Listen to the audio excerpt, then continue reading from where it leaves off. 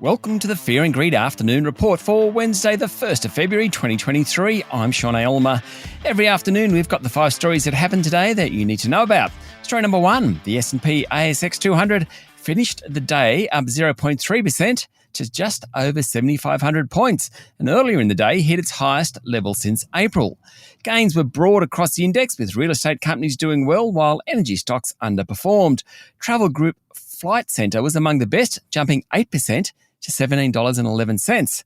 Telstra and diversified miner South32 were the best of the large caps, while Woodside Energy underperformed. Commonwealth Bank hit a record high of $110.81 a share before finishing up slightly for the day at $110.15.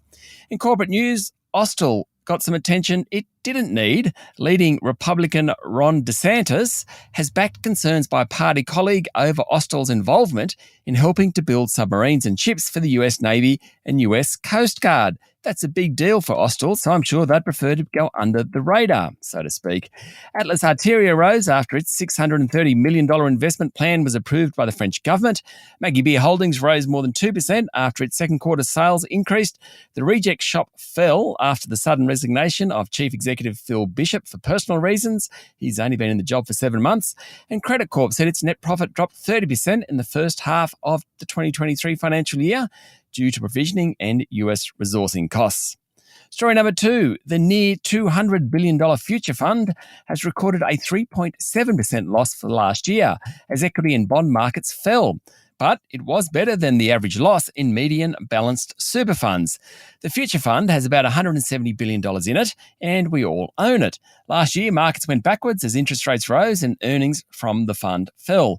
Chair Peter Costello, who established the fund when Federal Treasurer back in 2006 with $60 billion from the sale of Telstra, said global interest rates will keep rising, and they do pose recession risks to developed economies. Now, he said the Future Fund's defensive posture limited the larger declines recorded in equity markets last year. In fact, over the past 10 years, the Future Fund has delivered an average return of 9.1% against a target of 6.7%. Story number 3, National Senator Matt Canavan, in a Senate inquiry today, asked a senior BP manager why diesel prices were about 60 cents a litre more than unleaded fuel. Excellent question. BP's Asia-Pacific Vice President for Supply in Midstream, Vesna DiTommaso, gave the answer. She said the increased price for diesel compared to unleaded petrol had come from a combination of interrupted supply from Russia and strong global demand. Russia historically is a key supplier of diesel. That really is the bottom line, and that's why people driving diesel vehicles are paying so much more. Story number 4, Australia has announced financial penalties and travel bans against human rights abusers in Myanmar and Iran. Sanctions under the Magnitsky Act will target 16 Iranian individuals, including from law enforcement, politics and the military, involved in the brutal crackdown on protesters. The Basij Cooperative Foundation will also be targeted alongside individuals and entities involved in supplying drones to Russia. In Myanmar, 16 members of the military regime are being sanctioned 2 years on from the coup. 2 entities controlled by the military are also being sanctioned.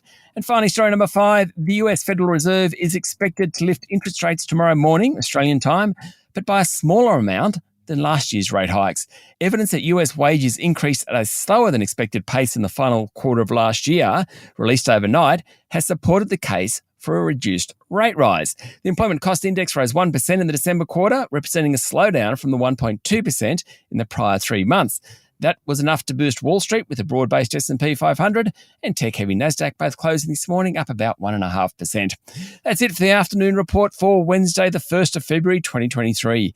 Michael Thompson and I will be back tomorrow morning with the Thursday edition of Fear and Greed. I'm Sean Aylmer. Enjoy your evening.